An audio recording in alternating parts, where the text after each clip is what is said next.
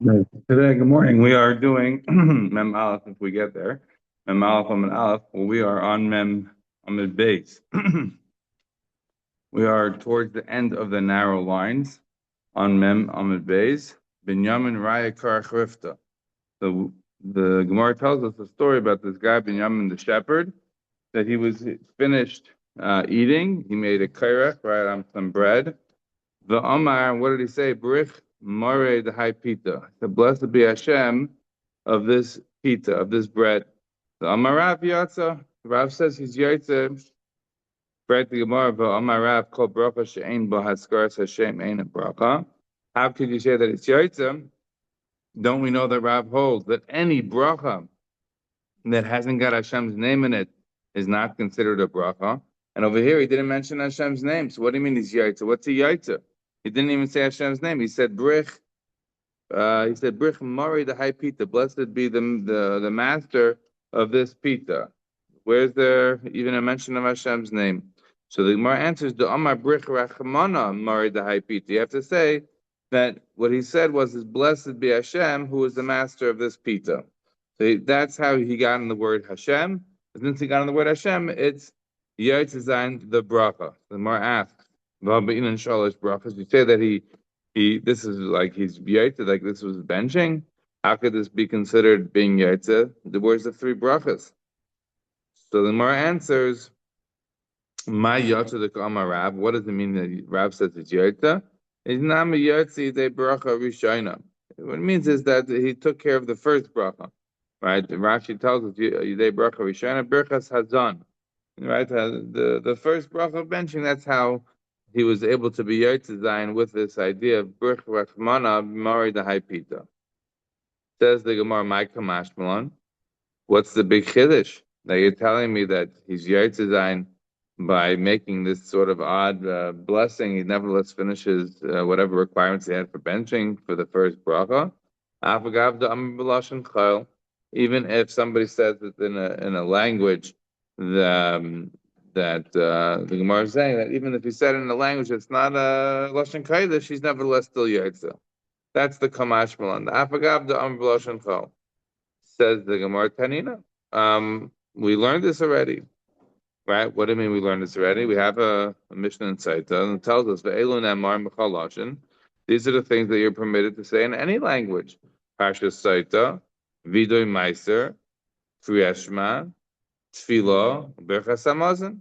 You're able to say any of these things in any language. So the fact that this guy's saying Birch Rachman and Mar Pita, you tell me that the chiddush is that he was able to say it in a language that wasn't Lashon HaKodesh. I know.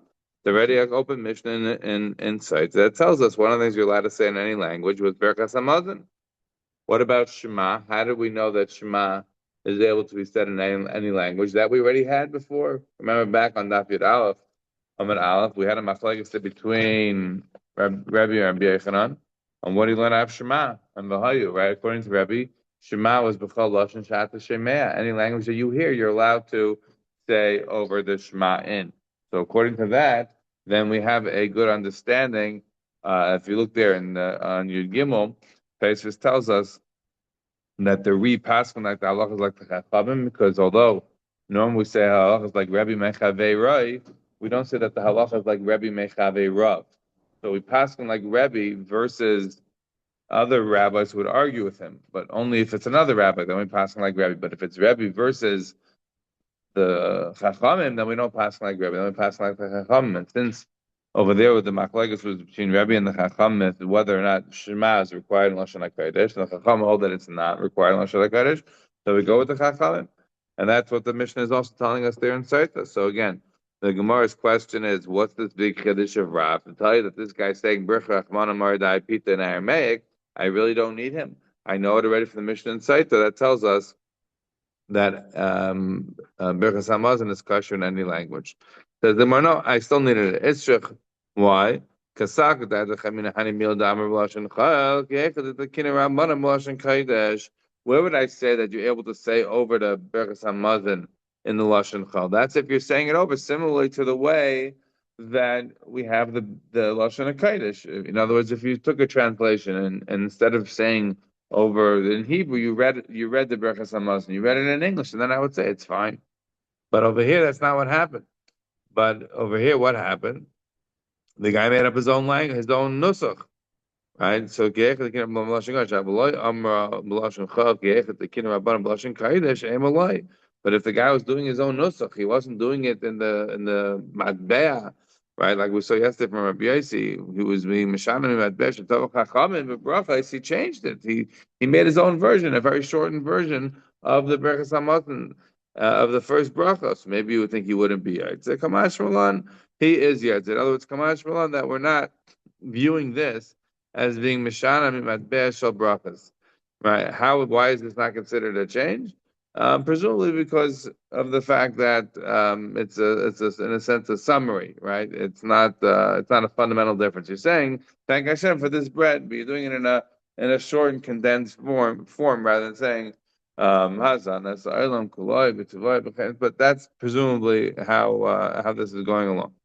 Okay, so the Gemara now wants to go a little bit further, going back to this idea of Rav. Remember, we had this machlokes between Rav and Rabbi Yochanan back on your base about what is the necessary requirements for a bracha, components for a bracha. Does it have to say Hashem, or does it also have to say Hashem Melech Ha'olam? So the Gemara says, Gufa Amarav, Kol bracha she'en bo askaras Hashem ein a bracha. Rav says that any bracha that hasn't got askaras Hashem, it doesn't mention Hashem's name, is not considered a bracha. Rabbi Yochanan Amar kol bracha she'en bo malchus ein a bracha. And any bracha that doesn't have malchus is not considered a bracha. So Amar Abaya, Kavasei the Rav Mistavra. It makes sense what Rav is saying. In other words, Abaya is saying that Rav is correct. Why? Right. Remember, we just had the Kavasei the Rav Mistavra that Abaya said also. Right. Remember, we just had what did we have? We had it back on Chav Zayin. On Chav Zayin on the base. Remember the Gemara? The Gemara over there had a machlokes about Ma'ariv. What is the requirements about Ma'ariv? And the Gemara over there said the language was, is it a chayva or is it a rishus? And the Gemara said that Rav, well, there's different girsas, but Rav is in one of the girsas. Rav says that the halachas kediver am rishus. So Amar Abaya halacha kediver am chayva. Rav Amar halacha kediver am rishus.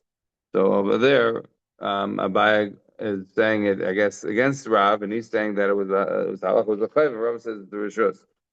Fine. So continues the Gemara. So the Gemara says, according to Rav, that kol bracha she'en bo askaras Hashem is not a bracha. Rabbi Yochanan kol bracha she'en bo malchus ain't a bracha. So Abai says, "Kavasei the Rav Mistaver." He thinks it's going like Rav is correct.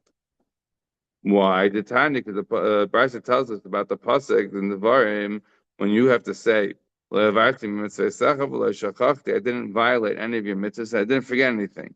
So what does it mean? Lo avarti milavarich. I didn't forget to make a bracha. As Rashi explains, I didn't forget to make the bracha. And I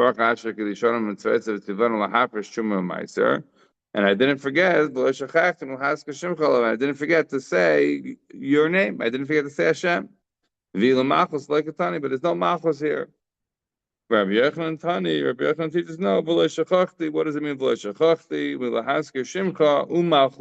Allah. Right? It means that I didn't forget to mention your name and your kingdom. I didn't forget to say Hashem and Elokeinu Melech Ha'olam.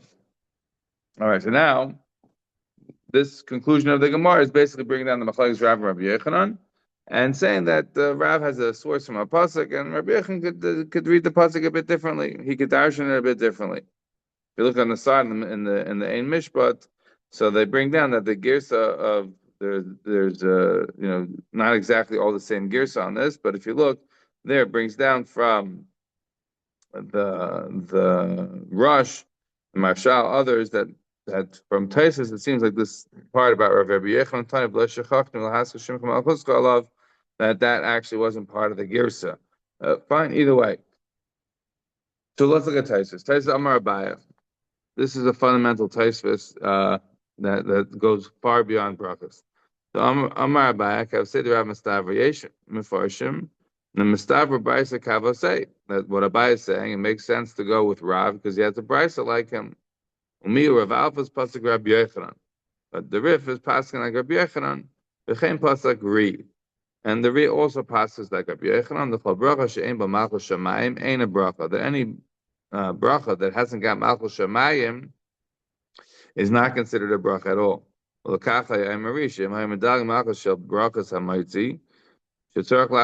Somebody, instead of saying Baruch Hashem said Baruch Hashem according to the Ri, you have to go back and make another bracha. It's not sufficient the bracha that you made.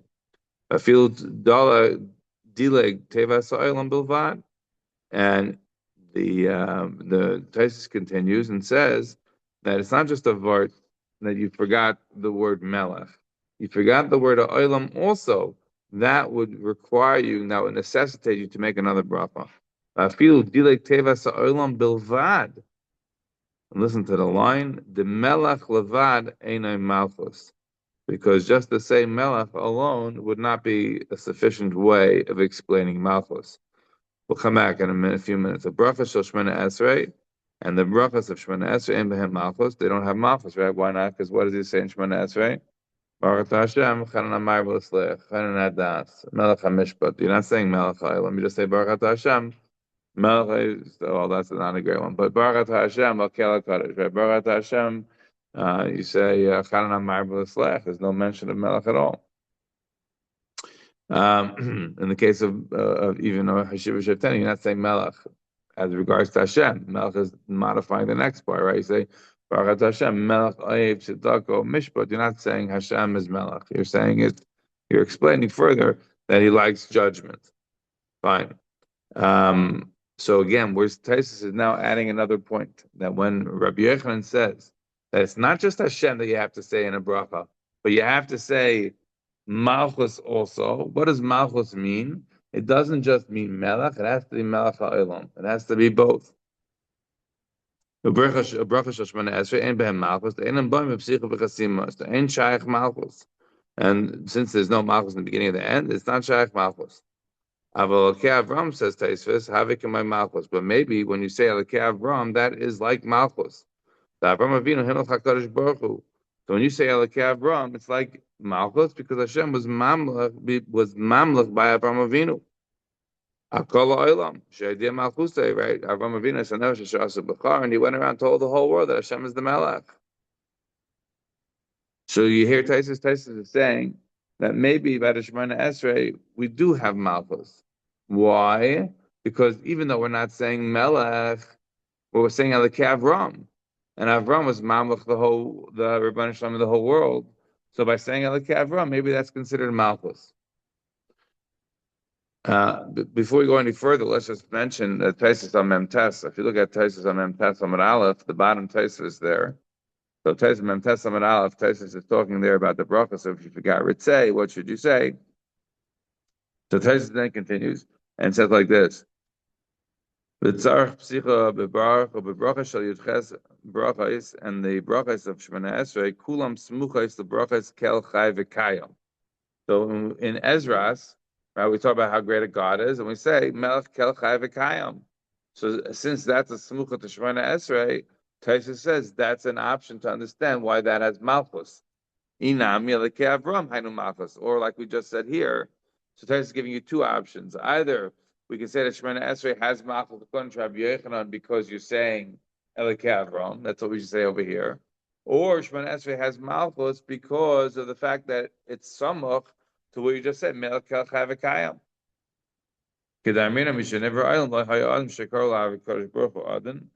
And here Taisus explains further. What do you mean that Avram Avinu is malach the Rebbeinu Shalom? It's our Gemara that we had already on Zion on base.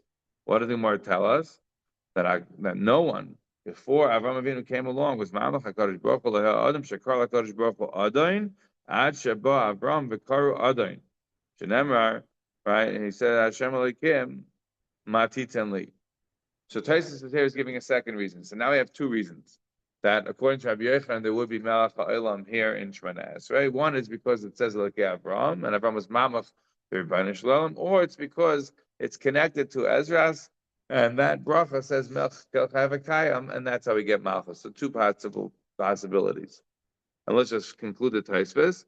Ume'ein sheva demasti b'Shabbos, right? The me'ein sheva, the brachas that we say after the shortened version of Chazar Sashatz that we say on Friday night, that brachas me'ein sheva demasti b'Shabbos, ha'il v'yesh ba'akel ha'kadosh she'ein kamayu. Since we say HaKadosh She'en Kamay Meniach L'Amay, right? So that lashon of She'en Kamay is HaKadosh Baruch Hu. There's none like him. Hainu Kamay Malchus. That's like Malchus as well. Kamay Shema Yisrael Hashem Elokeinu Hashem Echad Avim Malchim Malchus.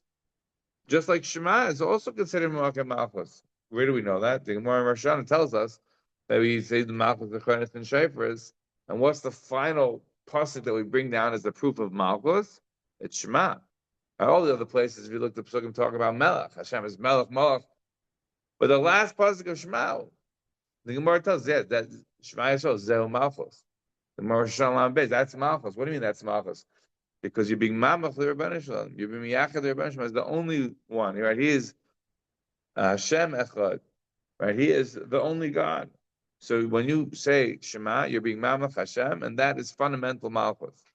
So says the Taisus, the Brachot main Sheva that you're saying on Friday night, that's Malchus, because you say, Hakel HaKadosh she'ein kamayu. It's not just you say God is holy, you're saying it's nothing like him. So you're being Mamach him. In the same way that Shema is being Mamach Rebbeinu Shalom. If you might appreciate the call, Heichad Eksiv Elokei Avram Havikim Malchus Nicha. And also, according to the way I said before, where any time you say Elokei Avram, that's considered Malchus. So that also works out because you say Elokei Avram in the Brachos main Sheva on Friday night as well. Rabbi Yochanan like Kasha. So this is the proof that those that want to say that the Rabbi Yochanan didn't, that you should take out the last part of the Gemara there. Rabbi Yochanan Tani B'Lo Shachachti, they should take that out of the Gemara because why is Taisus adding this in? Rabbi Yochanan like Kasha, and according to Rabbi Yochanan, it's not a question. The law, if you look at the back, the like Siva Malchus Kalav, even though it didn't say that the Malchus has to be on the Otu Kerufla Kalhai Limni V'Lezel, that he's like a merchant that is walking around and saying it. That is to say, we're getting into it without having to say Melech. You don't always have to say it, and you can still get to the same point. So the Girsa that we are saying that the Mishpat, the Nebuchadnezzar said maybe this was not the Girsa of Taisus. They got that last line is because Taisus feels the need to come and explain Rabbi Yochanan. If Taisus had the Girsa, Shachachti meant Umalchus Kalav, it was including the Malchus, then why would Taisus have to say this last part there? You don't have to make it out like he's a merchant, he's a Reichel, he's running around. Or he's saying Melech, Melech, Melech. You can get Melech without it. Why does Taisus have to need to say that if we have a perfectly good reason, which is Rabbi Yochanan is darshaning up the pasuk as I didn't forget your name and I didn't forget your Malchus, meaning I said Melech, so then you wouldn't need to say it. So that's why Taisus is thought not to have had this girsa. If you look in the Rashba, also it's a similar thing. Anyhow, what I wanted to get to is this line in Taisus. Taisus tells us,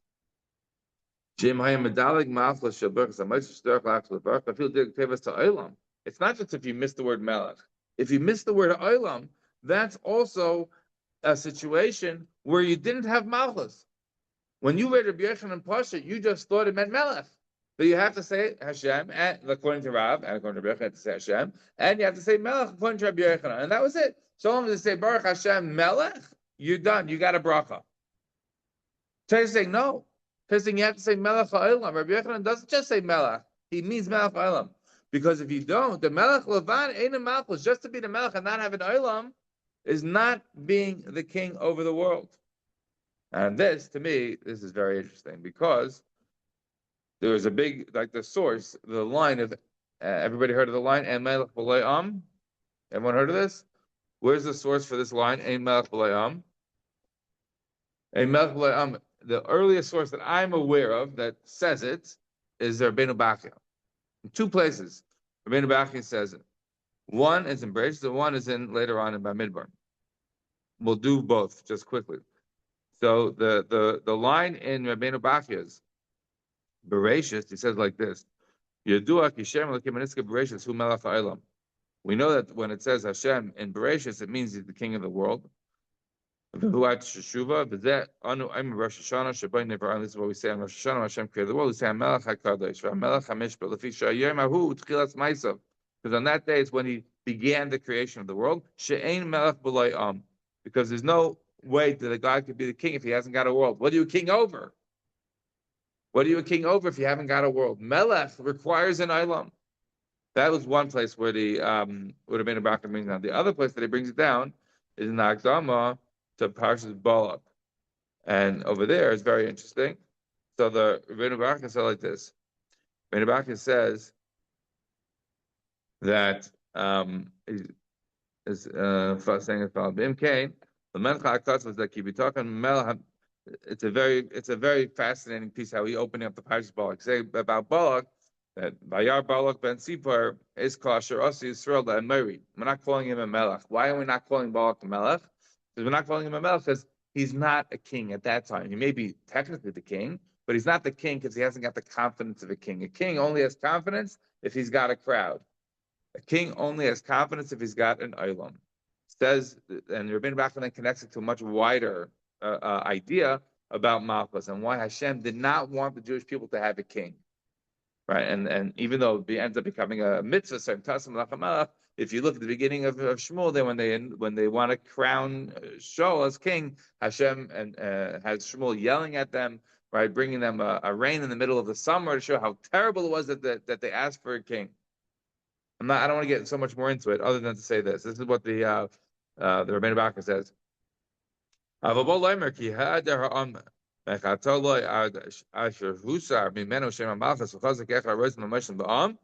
somebody hasn't got, if the king hasn't got a crowd, the only way he rules the people is a Moshel, right? The difference between Melech and Moshel, right? The difference is a famous Malbim about this as well. Right, a melech is with the consent of the people, the consent of the governed. A mashal is a ruler without the consent. Right, he's a dictator. This is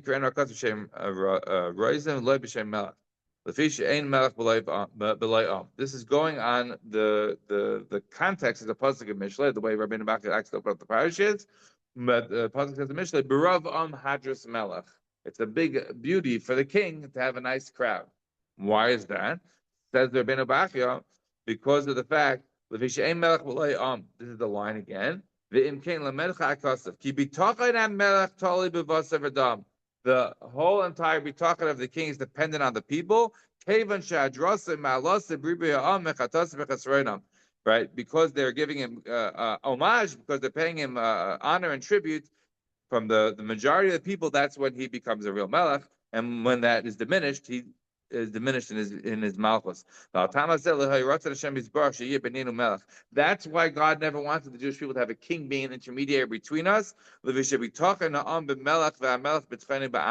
the king has confidence, he has betoken in his position via the people, and the people via the king. And any intermediary would become that they would be then a stop. The people would have the confidence in the physical king, and they wouldn't have confidence in the Rebbeinu Shalom. Our job is to fear God, not to fear the king.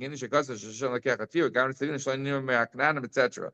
And that's why, if you remember, right? Remember we had the Gemara. Was on Chavchet on the base. The Gemara told us there a line that when Rabbi Lezer was passing away, Rabbi Yechim Zaken, I'm sorry, the second Gemara, there's two Gemaras. Rabbi Yechim Zaken, the second Gemara, right before the Mishnah, the Muslim Rabbi Yechim Zaken was passing away. The final words that he gave to his students was Shehi Ratzin, Shetei Meir Shamayim Aleichem Kemer Basav Radam. Amrle Taminim Atkan, Amrlem Levai. Halavai, you should have the fear of heaven the way you have the fear of an earthly king. Says Rabbeinu Bachya that Hashem didn't want us to have a physical king, except for the Rebbeinu Shalom, because of the fact that we would then forget and not have the requisite fear of the Rebbeinu Shalom. There isn't one other source for this idea of Ein Melech B'Le'am. There's a debate as to the Girsa. There's a lot of different Girsa. This Pirkei Rebbe Lezer. I'm going to read it to you the way I think it answers up all the Girsas, and so you don't have the problem of this machlokes and the Girsas. So this is the Pirkei Rebbe Lezer talking about the creation, right? So Adam was created, and then all the things that were created before him. So when Adam was created, he says, Amar Lahem Adam. Adam is talking to all the animals. Everybody's coming to bow down to Adam, all the animals. He says, Lama Basam. The Shtachleis Ban, they said, we're coming to bow down to you. He says, no, boy, Ani va'atem, you and I, all the animals, let's all go. V'nelech v'nalbish geyes v'oiz v'namno chaleinu l'mishabran lono. I'm not the king. They thought Adam was the king. He says, no, let's all go together and be mamlech the Rebbeinu who created us all. V'im ein mamlichan es hamelech hu mamlech atzmai. If you haven't got a nation to be mamlech of the king, he's going to be crowned himself. V'im ein mekaltem es hamelech mekalis es atzmai. If you haven't got the nation to be mekalis the king, to give homage to the king is going to give homage to himself. At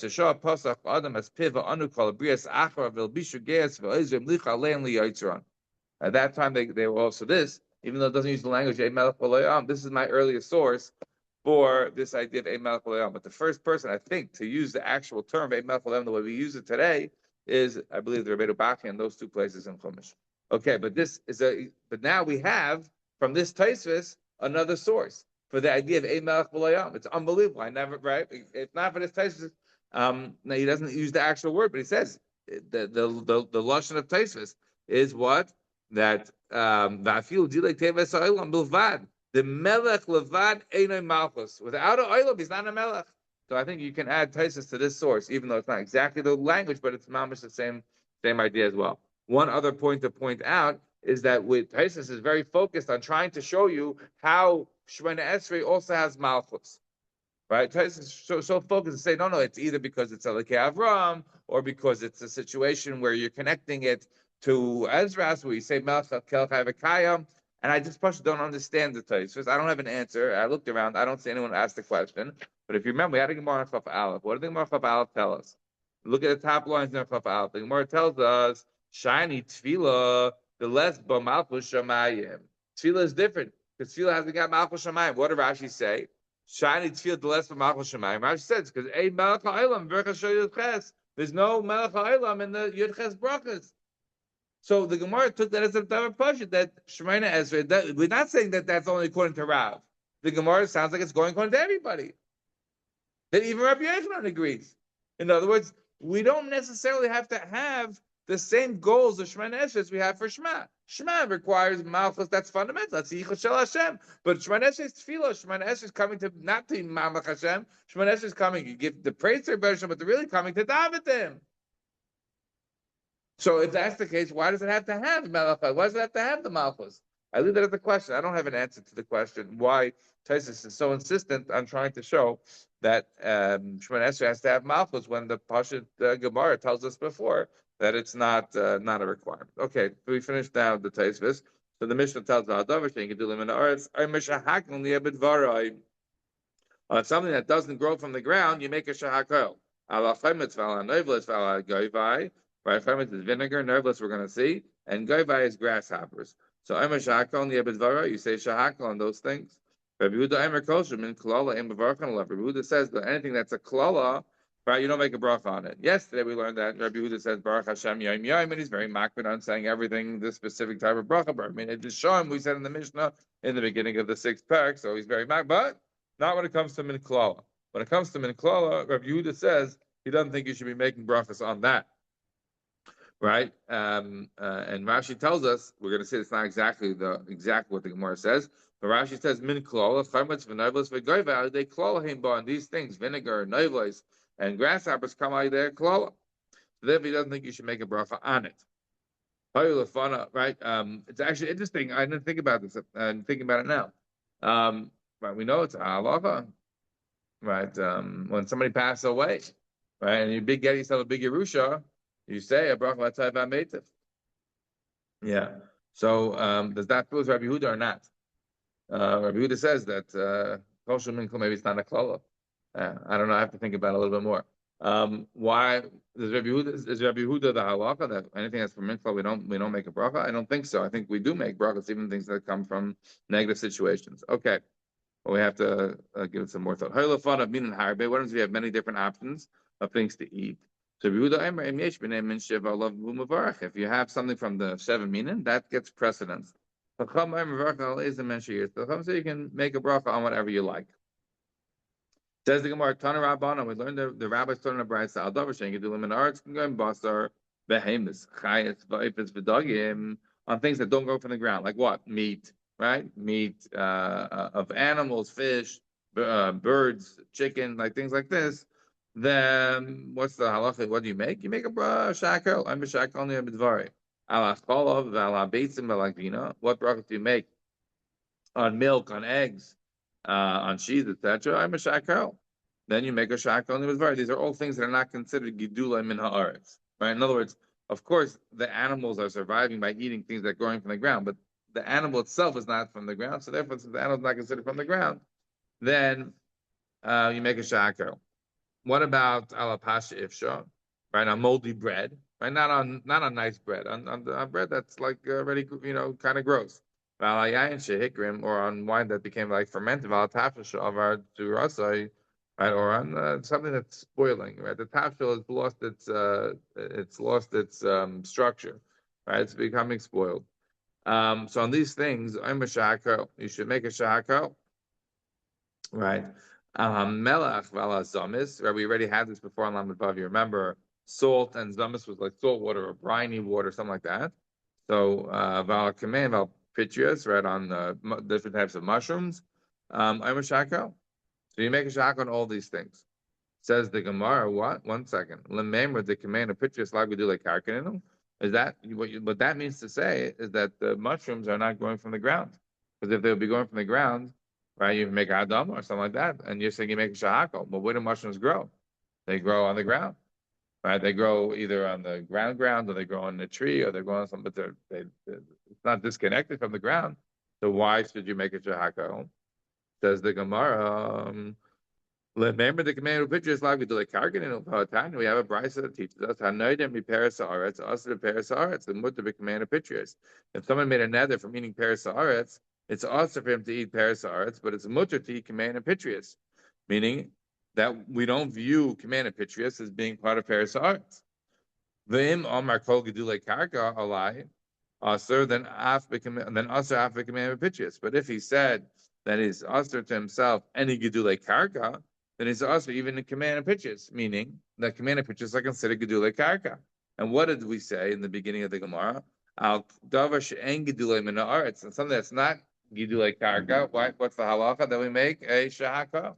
But here you see that somebody makes a neder on himself that he's not going to have any gedulei karka, then he's not able to have command of pitches. So you see, it is considered gedulei karka. So how could you say that you make a shahaka on the mushrooms?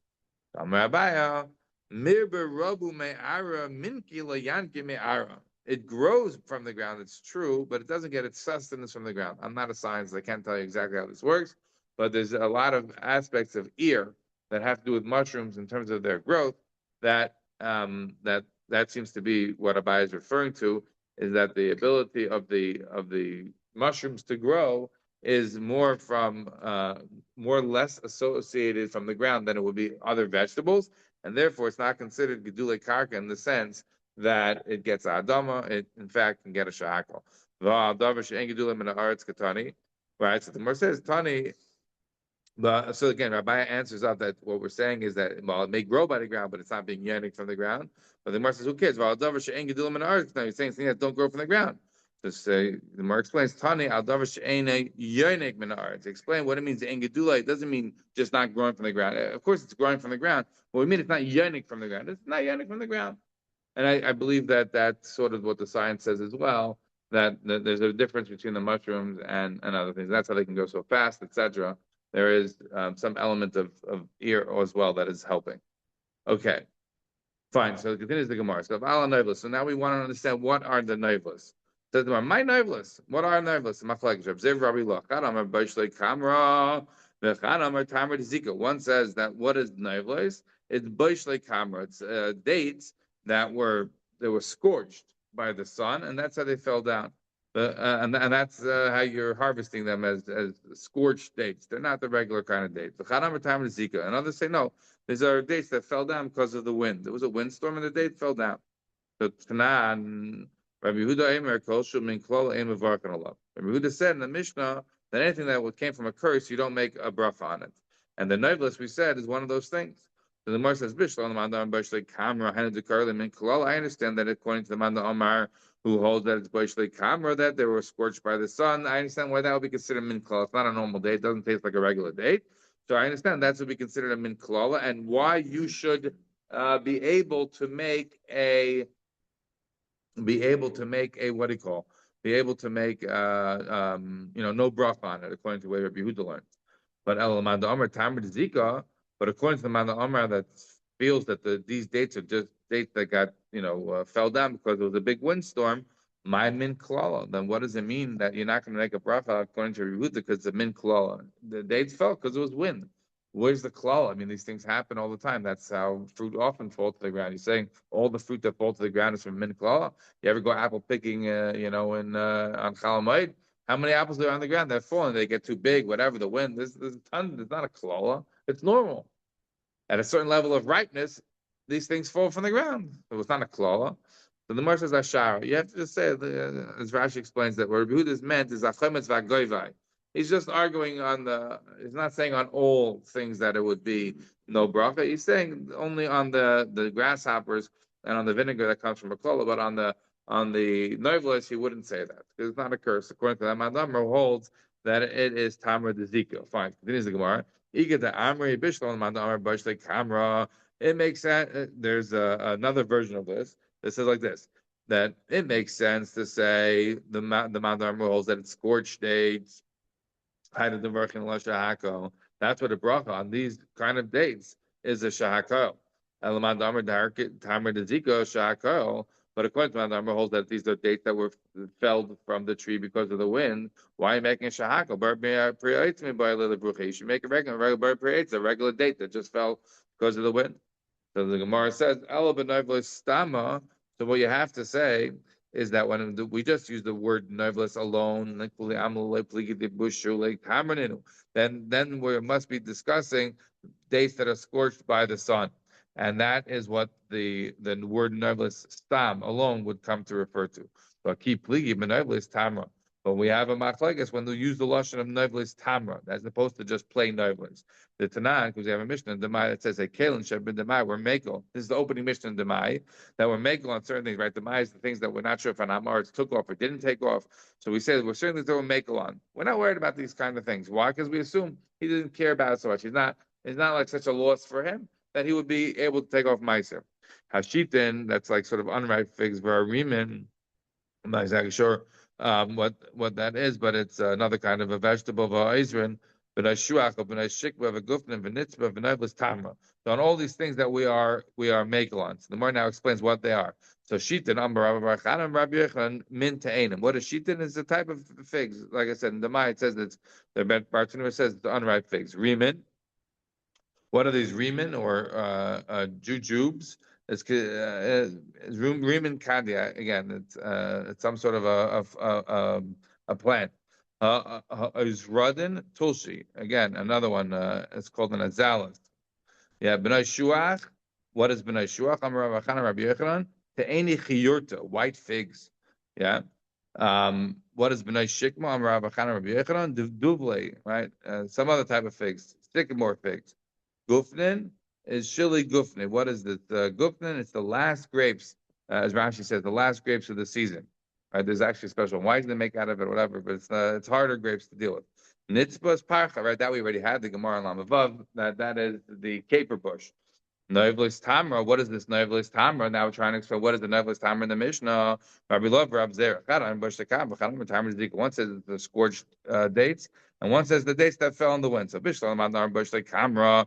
I understand, says the Gemara. Madar holds that it's the dates that are scorched and hiding Tanya Kalan Shabbat Demai. Then that's why you're being makel on the Demai on this. Why? Because Sveiken who departed. Because if in the suffix, did the guy take off the meiser? Did he not take off the meiser? And I say you're potter. And if I knew he for sure didn't take off meiser, of course he would be chai. Elamanda Omar, Tamar the Zika, but according to the Mandar holds that these are dates that fell in the wind. I don't understand. If you have the dates that are falling in the wind, Vadoyin chayev. If you say for sure that they fell, then you're going to be chayev and meiser hefkereninu. These dates that fell, that they were blown around, so they're not owned by anybody anymore. If they're not owned by any anymore, then you're not going to have a halacha to give off meiser. So what do you mean that we're being makel on these dates? The opening mission of the Maya is saying we're being makel on dates that are blown around by the wind. It's a hefker. So if it's hefker, then I don't need to be makel. It's pashut. It's going to be mutter because of the fact that it's not got an owner anymore. So the Gemara says, no, how come I skin and Shasarin Gurn? This is a guy who was going around collecting the dates that were blown around all over the place. And so therefore, since it was, he made a gurn out of it, as Rashi explains, hukful ma'isa midrabanan. It becomes chayiv ma'isa at least midrabanan dika level. So since it's chayiv ma'isa at least on midrabanan dika level, so we say that that we do have to be makel on it as well. If somebody